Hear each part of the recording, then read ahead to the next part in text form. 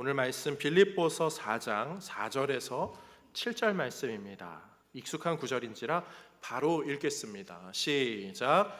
주 안에서 항상 기뻐하라. 내가 다시 말하노니 기뻐하라. 너희 관용을 모든 사람에게 알게 하라. 주께서 가까우시니라. 아무것도 염려하지 말고 다만 모든 일에 기도와 간구로 너희 구할 것을 감사함으로 하나님께 아뢰라.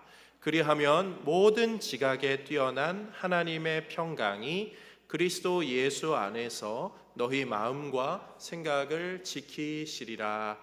아멘. 이 말씀 가지고요, 기뻐할 수 있는 이유라는 제목으로 하나님 말씀 전합니다. 제가 지난주에 코로나 확진을 받아서 한 주간 격리를 했어요. 두 번째 걸려서 그런지 별로 아프지는 않았습니다. 약간 몸살기 있는 정도였는데 몸이 아프고 힘드니까 기분이 좀 처지잖아요. 그런데 이번 주 설교가 항상 기뻐하라는 거예요. 그래서 제가 이 말씀 준비하는데, 아니 이런데 뭘 기뻐하지? 저 자신부터 이렇게 1차적인 이 약간 장애물을 만났다고 할까요? 그런 상황에 놓여 있었어요. 우리 잘 아는 구절 있잖아요. 오늘 본문 주 안에서 항상 기뻐하라. 내가 다시 말하노니 기뻐하라. 그리고 데살로니가전서 5장에서 말하는 우리가 잘 아는 구절, 항상 기뻐하라, 쉬지 말고 기도하라, 범사에 감사하라. 너무나 잘 아는 구절인데요, 이 구절이 우리에게 주는 묘한 위화감이 있어요. 아니 항상 기뻐하라고? 어떻게 매번 매 순간 기뻐할 수 있지? 사람인데 그게 되나? 우리가 살면서 짜증도 나고요, 화도 나고요, 이런저런 감정이 소용돌이 칩니다. 그 가운데 항상 기뻐하는 게 도대체 어떻게 가능한 것인가? 이 구절 볼 때 약간의 불편함을 느끼게 되는 분들도 있어요.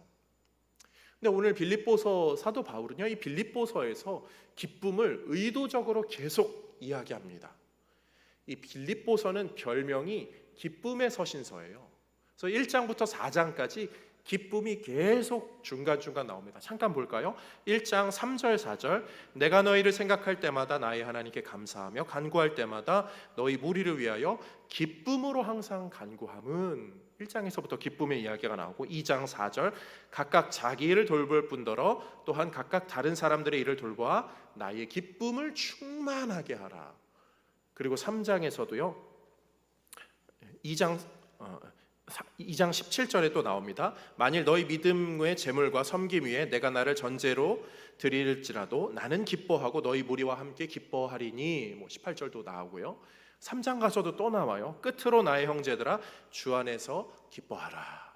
그리고 4장에서는 오늘 본문 말씀, 주 안에서 기뻐하라, 내가 다시도 말하노니 기뻐하라. 어떻게 기뻐할 수 있죠? 감정이잖아요. 기쁨은 감정이거든요.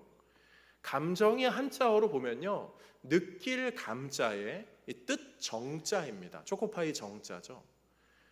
이 상황과 환경에서 나의 뜻, 나의 마음이 느껴지는 것을 감정이라고 해요. 근데 나의 상황과 환경은요, 늘 기뻐할 만한 요인이 아니거든요.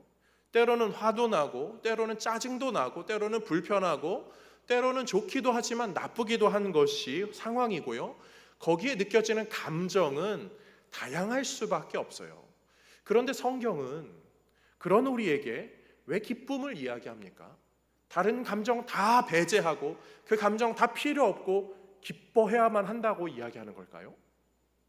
만약에 그렇다면요, 그거는 좀 뭔가 이상하잖아요. 사실요, 성도가 이 말씀에 과도하게 좀 집착하느라 또 심한 부담감을 느껴서 안 기쁜데 의도적으로 기쁘려고 하는 분들이 있어요. 기쁜 척을 하시는 거죠. 사실 좀 위험한 거거든요. 가끔 그런 분들이 있거든요. 내가 죽으면 장례식장에서는 울지 말고 기쁨의 찬양을 틀어라. 눈물을 흘리지 말고 호호 천국 갔다 생각하고 웃어라. 위로는 되는데요, 무슨 말씀인지는 아는데 인간적인 마음은 슬픔이 찾아오거든요.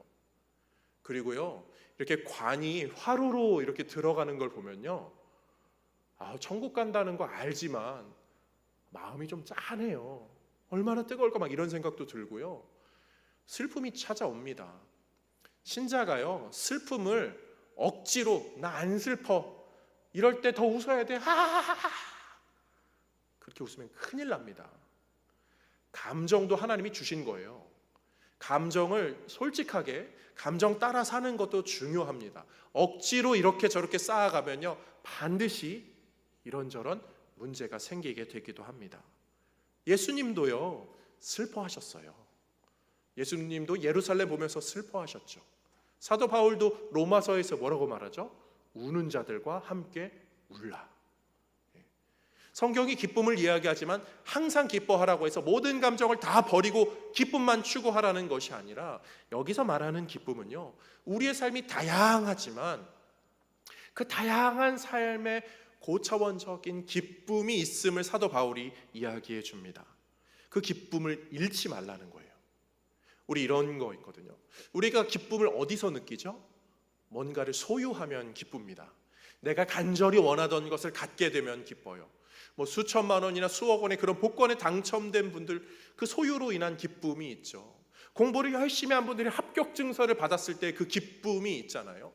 내가 무언가를 열심히 했는데 그게 다 만들어져서 그게 다 내 공로다 하는 그런 소유에 딱 마음이 오면 기뻐합니다. 어떤 분들이 남녀간의 교제에서 딱 프로포즈를 했는데 결혼의 승낙을 허락을 딱 받으면 그 소유로 인하여 기뻐하게 됩니다. 그 기쁨을 가진 사람들은요, 기쁨이 너무 커서 길을 가다 돌부리에 걸려 넘어져도 슬프지 않아요. 기쁨이 훨씬 크기 때문이죠. 그러한 고차원적인 신자에게는 천국의 소망이 사실 그런 거죠. 구원의 기쁨이 그런 거죠. 일상에서 어려움을 만날 수 있지만 그것을 넘어서 볼 수 있는 기쁨의 영역, 사도 바울은 그것을 알려주고 있어요. 그런데요, 이런 기쁨을 우리가 추구하는데요, 사실 조금 어려움을 느끼는 것은 있습니다. 왜냐하면 우리는요, 언제 기쁘냐라고 하면, 제가 설교의 예로 조금 전에 들었듯이 몇 천만 원이나 수억 원의 그런 복권을 가지면 공통적으로 아마 생각하는 게 그런 걸 거예요. 뭔가 소유로 인한 기뻐하는 거. 이 세상이 추구하는 기쁨의 영역은 그런 거죠. 돈이 많아야 돼. 돈이 많으면 기쁜가요? 기쁨은 있겠죠. 그건 없다고 하면 거짓말이겠죠. 그런데요, 돈이 많으면 기쁠 수 있어요. 그런데 우리가 사는 이 세상은요, 돈이 많아야 기뻐라고 말하면서 우리의 삶에서는요, 너는 돈을 많이 벌 수 없어 라는 이 시대의 흐름으로 우리를 이끌어갑니다. 그리고 우리에게는 뭐라고 말하죠? 소확행이라고 있어. 소소하지만 확실한 그런 행복, 그걸로 충분해. 너 그걸로 행복해하니? 그걸로 충분해 하면서 더 큰 기쁨을 추구하지 말라는 거죠. 기쁨이 여기 있다라고 유혹하고, 그 기쁨을 너는 가질 수 없는데 요만큼만 누려, 그걸로 충분해 라고 우리의 눈을 더 가려버리고 귀까지 막아버리고서는 실제적으로 성도로 하여금 이게 아니라 진짜 큰 기쁨이 있는데 그 기쁨을 아예 추구도 못하게 하는 이 얕은 프레임에 성도를 가둬버리게 되죠. 마귀의 계략은 그런 것입니다. 그래서 우리는 실질적으로 이 구절을 볼 때에 참 불편한 거예요. 나는 기뻐할 수 없을 것 같은데, 내 삶은 뭔가 없어, 소유가 없는데, 이 마음으로 우리는 뭔가 마음이 찜찜하게 되죠. 맥스 루케이도라는 분이 있습니다. 기독교 저술가인데요, 이분이 책을 써요. 그런데 책이 좀 유명한 책이 있어요. 아이들 키우신 분들은 아마 한 번쯤은 보셨을 너는 특별하단다 라는 책이에요. 피노키오 이야기랑 조금 비슷한데요, 나무 인형들이 사는 마을에서 나무 인형들이 무슨 스티커를 붙이고 있어요. 검정 스티커. 근데 그게 사람들을 평가하는 거예요. 너 검정 스티커 많네, 회색 스티커 많네, 너는 아주 안 좋은 애야. 이 주인공 조그만 나무 인형이요, 그걸로 좌절합니다. 그러다가 이 할아버지, 자기를 만든 목수 할아버지를 만나죠. 그리고 그런 스티커가 너의 존재를 결정하지 않아. 너는 그 자체로 특별한 거야. 그러면서 막 좋아하는 이야기거든요. 피노키오 이야기랑 살짝 비슷한데 뭔가 기독교적 메시지가 잘 담겨 있죠. 근데 그분이 쓴 책이 이 마음 한 번 쉬어가게나 라는 책이 있어요. 이 책에 가면요, 이 자족의 영역이 나옵니다. 우리의 마음이 잘못된 것을 이렇게 바른 대로 이끌어 주는데요, 우리가 누리고 있는 그것들 다 잠깐, 이 세상을 살면서 아주 잠깐 소유하고 있는 거야. 잠깐 소유하고 그거 다 놓고 갈 거야. 너의 재산, 통장, 무슨 주식, 집, 차, 여러 가지 것들 다 잠깐 가지고 있는 것입니다. 이렇게 이야기가 나오는데 잠깐 멈칫하게 돼요. 아, 맞아. 이거 내가 영원히 갖고 가는 거 아닌데 여기에 너무 이렇게 얽매일 필요 있나? 이 생각을 하면서 마음이 한결 깊어집니다. 그런데 그 생각하다 보면 그런 것 같아요. 맞아요. 그리고 심지어 질병이나 괴로움이나 고통도 잠깐 있다 사라지는 겁니다. 영원할 수 없어요. 그런데 우리가 거기에 너무 많이 에너지를 쏟게 되고 신경을 많이 쓰게 되는 거죠. 생각해보면 한철 있다가 사그라들고 떨어지는 나뭇잎 같은 건데 우리는 거기에 너무 이렇게 확대경을 보고 있는 것 같아요. 사랑하는 성도님들, 그런 면에서 우리가 봐야 할 것은 뭐죠? 성도는 나뭇잎을 보는 게 아니라 이 시절이 지나가도 영원히 변치 않는 그 나무, 그 숲을 보며 살아가야 되죠. 사도 바울은 그런 면에서 오늘 본문에서 기뻐하라는 그러한 뉘앙스의 이야기를 하는 거예요. 이 땅의 것 때문에 이랬다 저랬다 하지 말고 우리가 정말 본질적으로 기뻐할 내용들을 알면서 기뻐하자. 그런 면에서 사도 바울은 무엇으로 기뻐했는지 오늘 세 가지 내용을 함께 살펴보면서 은혜를 좀 나눠보겠습니다.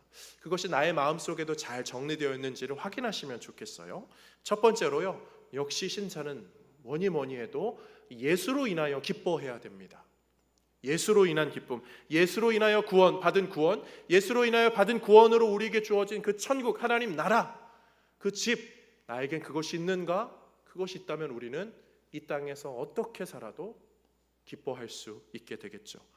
그 마음으로 오늘 본문 1장에서 18절에 이렇게 말합니다. 그러면 무엇이냐? 거칠애로 하나 참으로 하나 무슨 방도로 하든지 전파되는 것이 그리스도니 이로써 나는 기뻐하고 또한 기뻐하리라. 사도 바울은 다른 거 안 해도 그냥 예수만 전해지면 기뻐할 수 있습니다. 좀 내가 힘들어도 내가 괴로워도, 아니 빌립보 교회는 사실 서로 경쟁하고 있었거든요. 내가 더 많이 전도해, 내가 더 많이 전도해. 그것 때문에 서로 두 그룹이 별로 사이가 안 좋았어요. 그렇지만 사도 바울은 그래도 그리스도가 전해지고 있다면, 하나님 나라의 집이 세워지고 있고 우리가 그 나라의 백성으로 살아가고 있다면 그걸로 기뻐하지 예수님 때문에 기뻐합니다. 바울은 그 마음이 있었어요. 주변에 재개발되고 있거든요.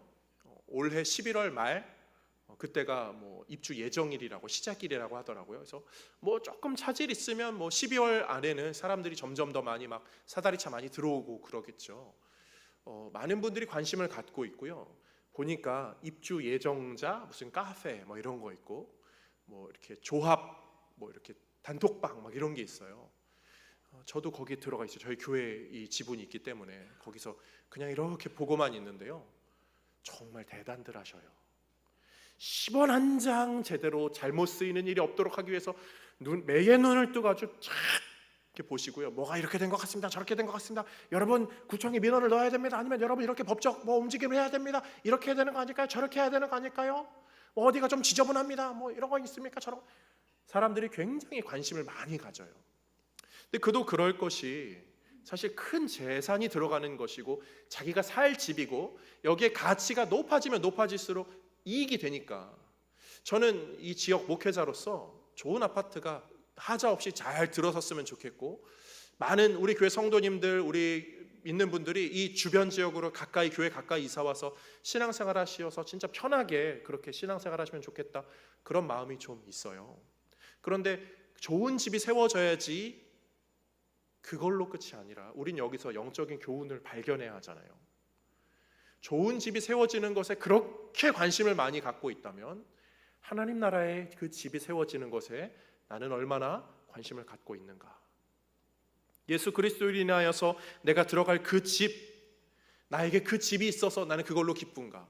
지금 그 예정자 분들은요, 아직 내가 살 집은 완성되지 않았지만 나는 그 집이 있어, 그 집은 내 거야, 그 집은 너무 좋은 집일 거야, 그 마음으로 막 설레는 인생을 지금 살고 있는 거예요.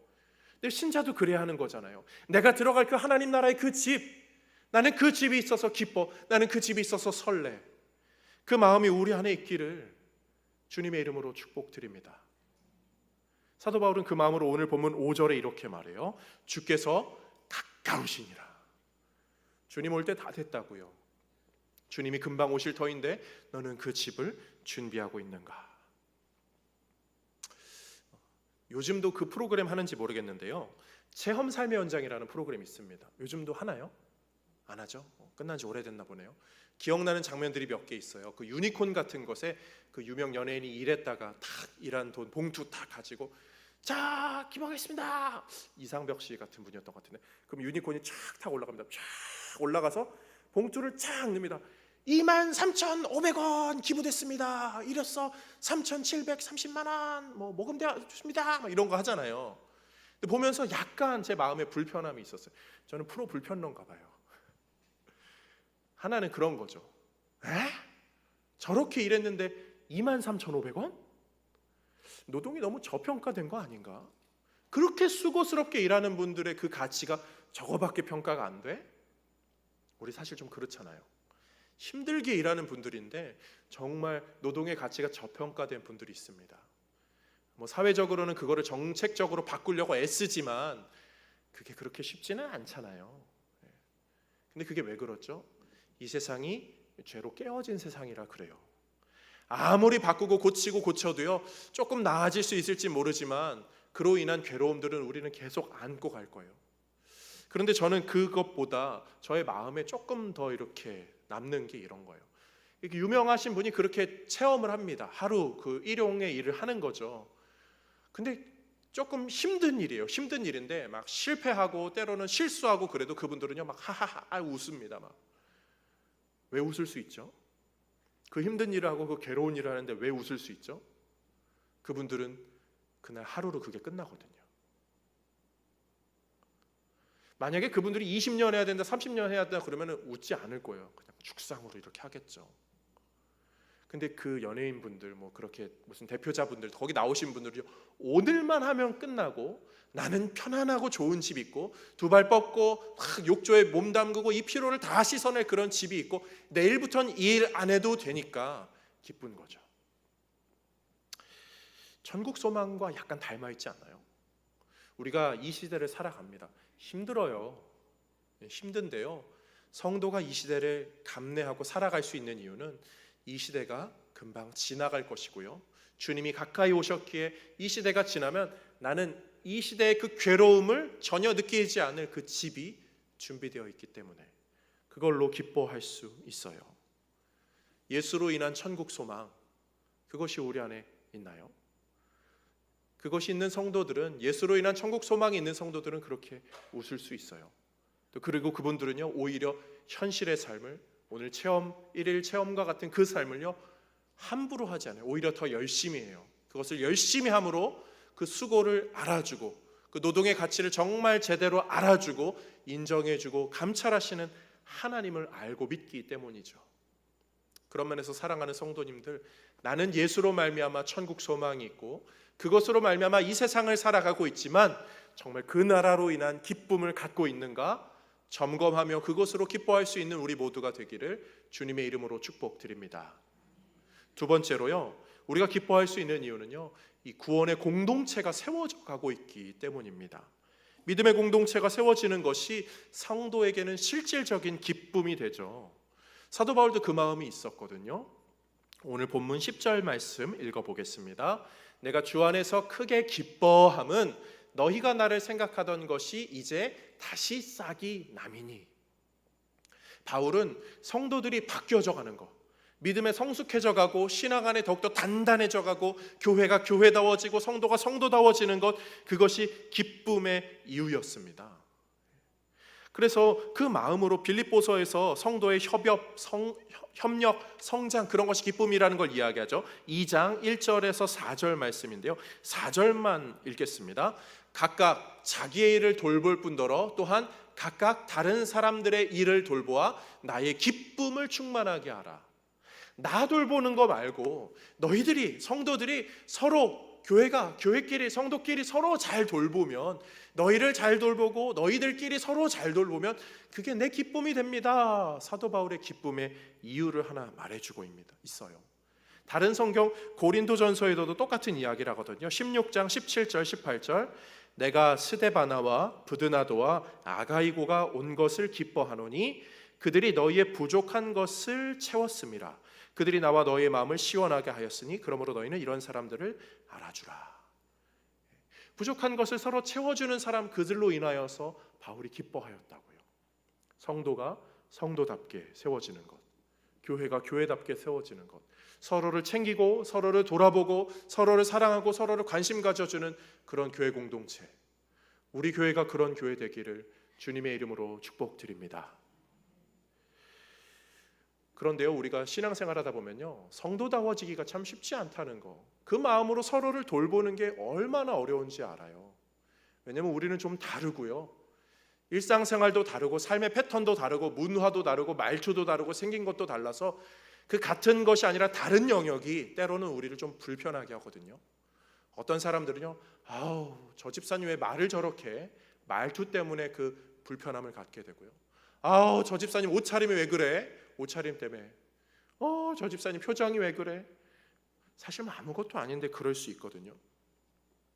근데 그것을요 하나로 합치는 마음은요, 오늘 본문에 말하는, 사도 바울이 말하는 거 이거잖아요. 주 안에서 같은 마음을 품으라. 2절 말씀 한번 볼까요? 내가 요디아를 권하고 순두개를 권하노니 주 안에서 같은 마음을 품으라. 같은 마음은요, 주 안에서 같은 마음을 품는 게 중요합니다. 그냥 인간적으로 같이 뜻을 모읍시다 라고 하면 다른 것 때문에 막 싸워요. 근데 주 안에서 같은 마음을 품으라고요.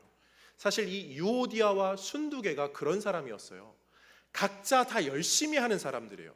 빌립보 교회 뭔가 열심히 자기의 영역에 최선을 다하는 그런 사람들인데 둘이 맞지가 않아요. 그래서 갈등이 일어납니다. 그래서 사도 바울이 주 안에서 같은 마음을 품으라는 그 은혜의 권면을 하는 거예요. 초대교회 시절부터 유명한 격언으로 내려져 오는 하나 구절이 있는데요, 격언이 있어요. 이런 거예요. 본질에는 일치를, 비본질에는 자유를, 그리고 모든 것에는 사랑을. 여러 신학자들이 인용한 문구인데 한 번쯤 들어보셨을 수도 있을 것 같아요. 본질에는 일치를, 그러니까 복음에는 일치를, 주 안에서는 같은 마음을, 비본질에는 자유를, 좀 다른 영역은 좀 인정해 주라는 거죠. 그리고 모든 것에는 사랑을요. 사랑의 마음으로 본질을 추구하면서 서로의 다름을 인정해 주면 그게 그 교회가 교회다울 수 있고 오히려 그 교회만의 고유의 색깔을 가질 수 있는 거잖아요. 사랑하는 성도님들, 좀 다르고 불편한 사람들이 우리 안에 모여 있을 수 있어요. 그런데요, 한 주간 정말 피곤하게 사셨죠. 힘들게 사셨죠. 치열하게 사셨죠. 그리고 우린 여기 있거든요. 주일이면 나와요.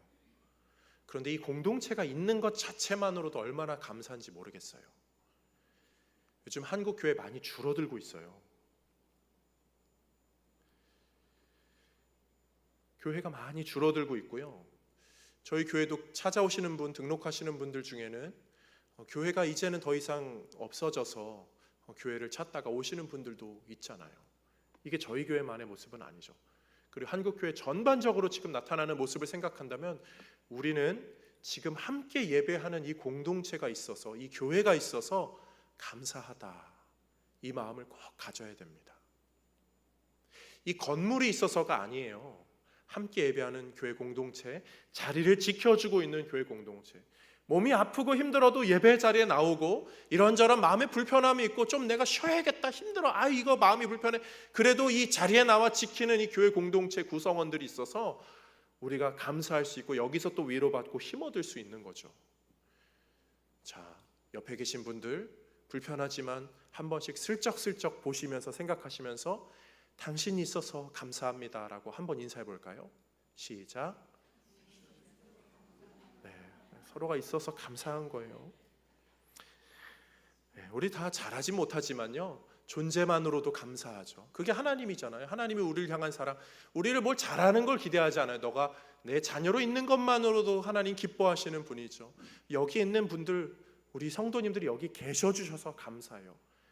네, 말하지 않아도, 표현하지 않아도, 말하지 않아, 찬양이 아니라 딴 거라니까. 네, 약간 너무 딱딱한 것 같았어요.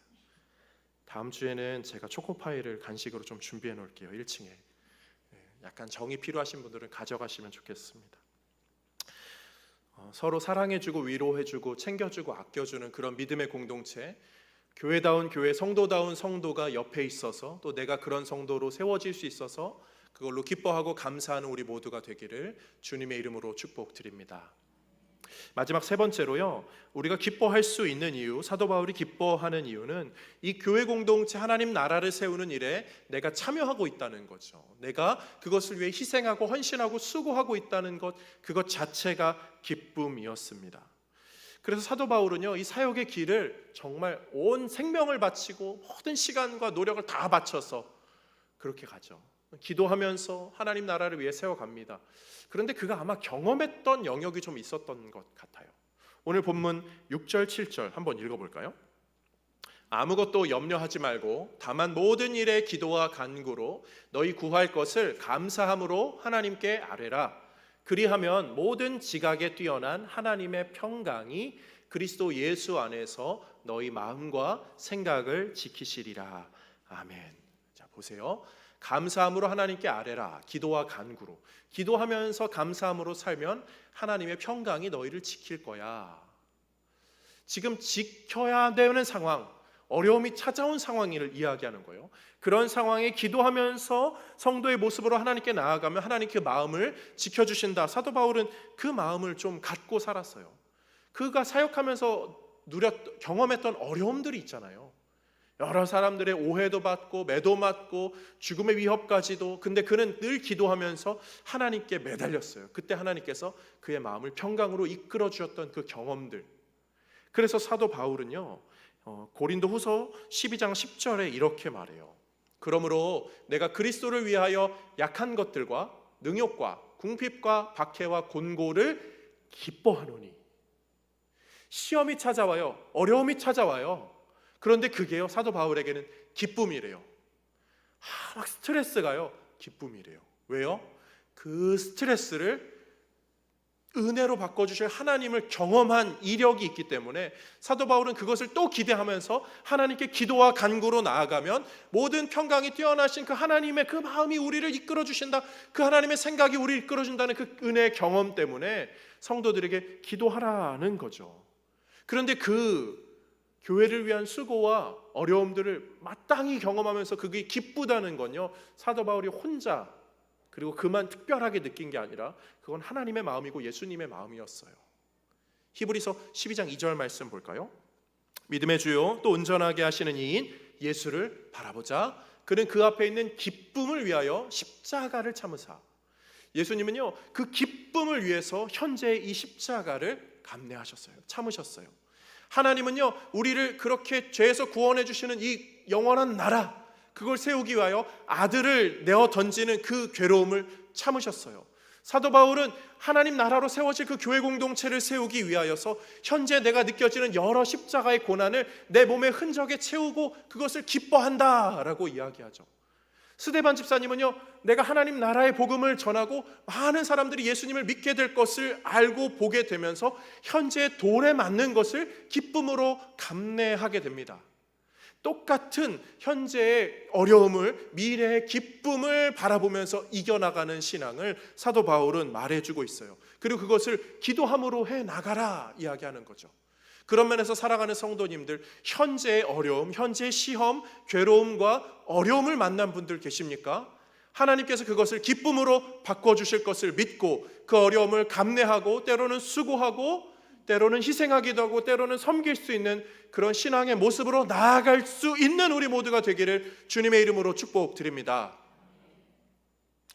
아멘을 크게 하셨기 때문에 이제 앞으로 무슨 사역을 하실지 또 무슨 섬김을 하실지 고민을 깊게 하셔야 돼요.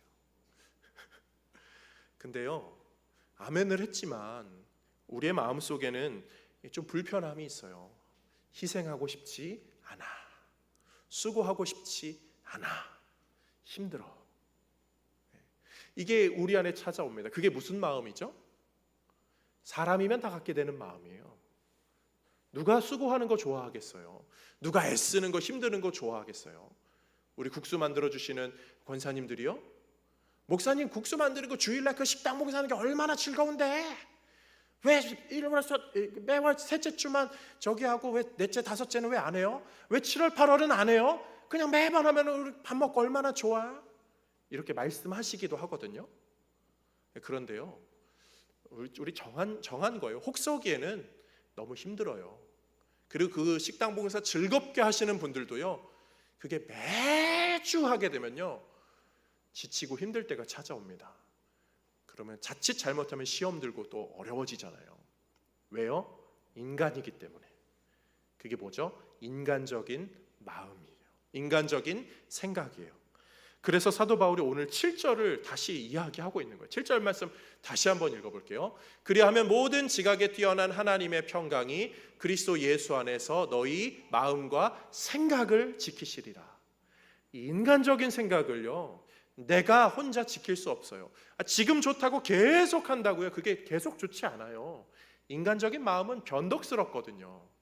그래서 성도는 기도하면서 하나님께 매달리고 하나님 내 마음을 지켜주세요 하면서 지혜를 구하며 살아야 그 지혜로운 기쁨의 삶이 이어지게 되죠.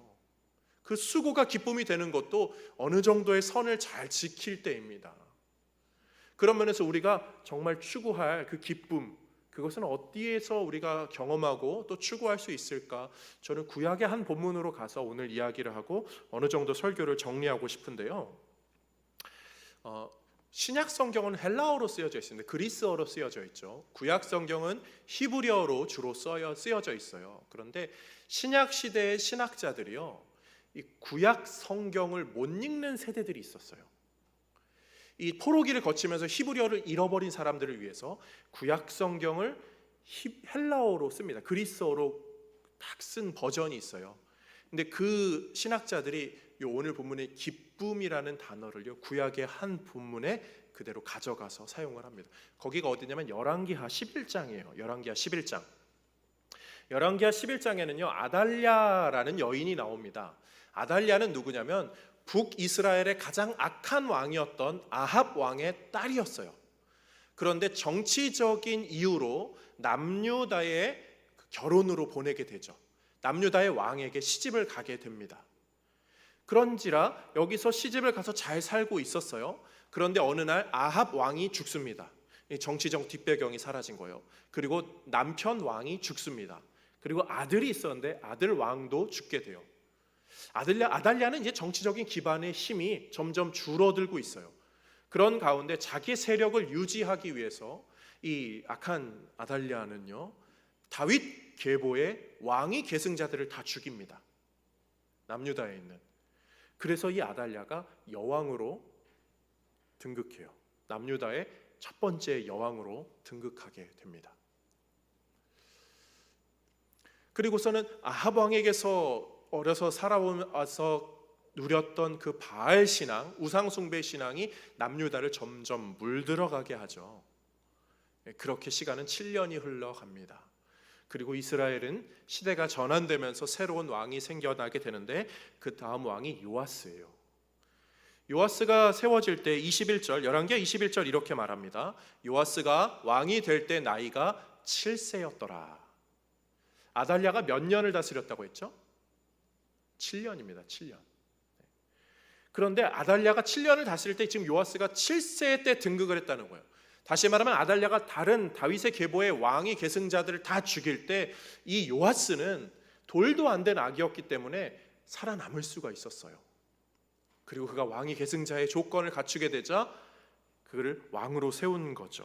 그것을 20절은 이렇게 말해요. 온 백성이 즐거워하고 온 성이 평온하더라. 아달랴를 무리가 왕궁에서 칼로 죽였더라.